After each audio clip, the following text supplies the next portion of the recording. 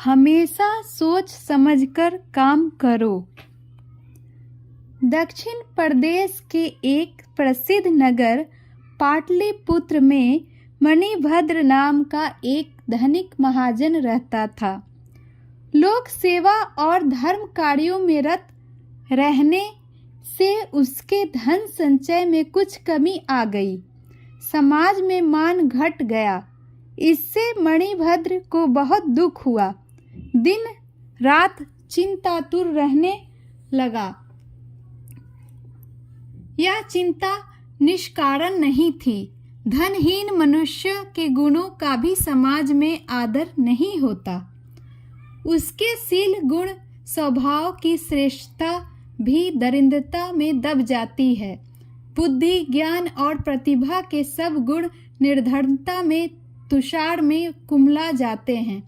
जैसे पतझड़ के झंझावत में मौलसरी के फूल झड़ जाते हैं, उसी तरह घर परिवार के पोषण की चिंता में उसकी बुद्धि कुंद हो जाती है।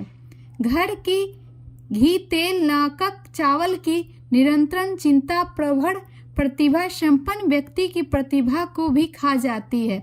धनहीन घर शमशान का रूप धारण कर लेता है। प्रियदर्शना पत्नी का सौंदर्य भी रूखा और निर्जीव प्रतीत होने लगता है। जलाशय में उठते बुलबुलों की तरह उनकी मर्यादा समाज में नष्ट हो जाती है। निर्धनता की इस भयानक कल्पनाओं से मणिभद्र का दिल कांप उठा। उसने सोचा कि इस अपमानपूर्ण जीवन से मृत्यु अच्छी है। इन्हीं विचारों में डूबा हुआ था कि उसे नींद आ गई। नींद में उसने एक स्वप्न देखा। स्वप्न में पद्मिनी ने एक भिक्षु की वेशभूषा में उसे दर्शन दिए और कहा कि वैराग्य छोड़ दे। तेरे पूर्वज ने मेरा भरपूर आदर किया था, इसलिए तेरे घर आया हूँ। कल सुबह फिर इसी भेष में तेरे पास आऊँगा। उस समय तू मुझे लाठी की चोट से मार डालना, तब मैं मरकर स्वर्णमय हो जाऊँगा।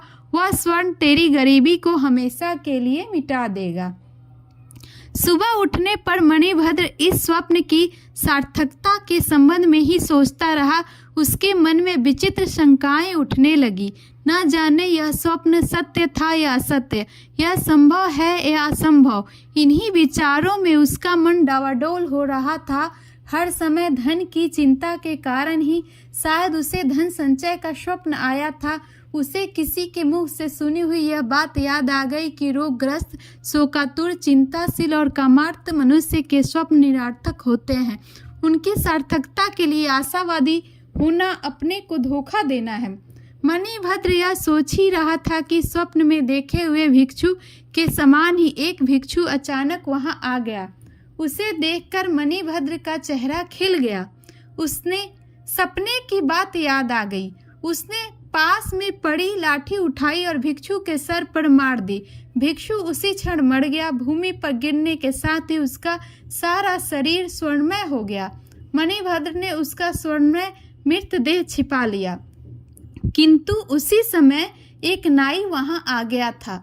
उसने यह सब देख लिया था। मणिभद्र ने उसे पर्याप्त धन, वस्त्र आदि का लोभ देकर इस घटना को गुप्त रखने का आग्रह किया।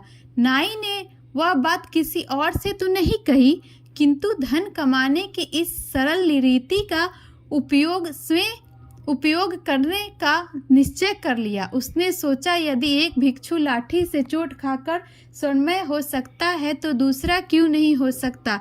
मन ही मन ठान ली कि वह भी कल सुबह कई भिक्षुओं को स्वर्णमय बनाकर एक ही दिन में मणिभद्र की तरह श्री संपन्न हो जाएगा। इसी आशा से वह रात भर सुबह होने की प्रतीक्षा करता रहा। एक पल भी नींद नहीं ली। सुबह उठकर वह भिक्षुओं की खोज में निकला। पास ही एक भिक्षुओं का मंदिर था। मंदिर की 3 परिक्रमाएं करने और अपनी मनोरथ सिद्ध के लिए भगवान बुद्ध से वरदान मांगने के बाद वह मंदिर के प्रधान भिक्षु के पास गया।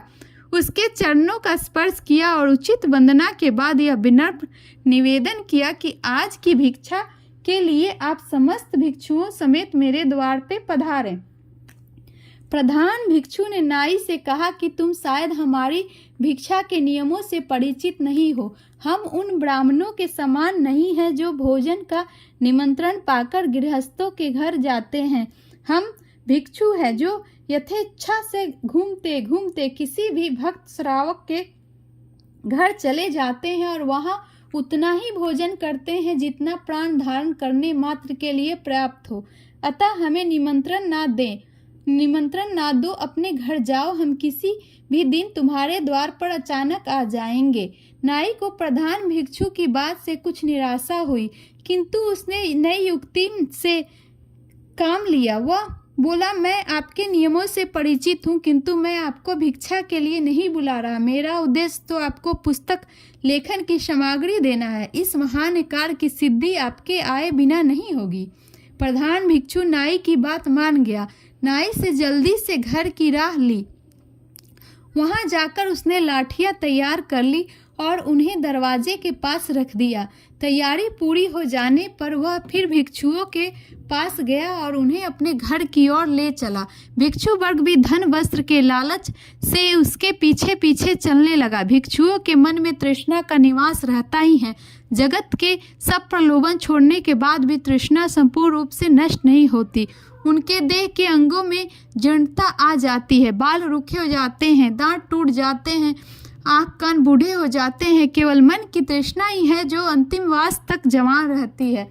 उनकी तृष्णा ने ही उन्हें ठग लिया। नाई ने उन्हें घर के अंदर ले जाकर लाठियों से मारना शुरू कर दिया।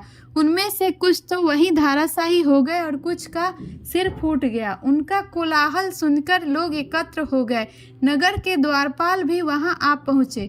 वहां आकर सबने उन्होंने देखा कि अनेक भिक्षुओं का मृतदेह पड़ा है और अनेक भिक्षु आहत होकर प्राण रक्षा के लिए इधर उधर दौड़ रहे हैं। नाई से जब इस रक्तपात का कारण पूछा गया तो उसने मणिभद्र के घर में आहत भिक्षु के स्वर्णमय हो जाने की बात बतलाते हुए कहा कि वह भी शीघ्र स्वर्ण संचय करना चाहता था। नाई के मुंह से यह बात सुनने के बाद राज्य के अधिकारियों ने मणिभद्र को बुलाया और पूछा कि क्या तुमने किसी भिक्षु की हत्या की है। मणिभद्र ने अपने स्वप्न की कहानी आरंभ से लेकर अंत तक सुना दी। राज्य के धर्म अधिकारियों ने उसे नाई को मृत्युदंड की आज्ञा दी और कहा, ऐसा कुपरीक्षितकारी बिना सोचे काम वाले के लिए यही दंड उचित था। मनुष्य को उचित है कि वह अच्छी तरह देखे, जाने, सुने और उचित परीक्षा किए बिना कोई भी कार्य ना करे, अन्यथा उसका वही परिणाम होता है जो इस कहानी के नाई का हुआ। सीख, अच्छी तरह देखें और सोच समझ कर काम करें।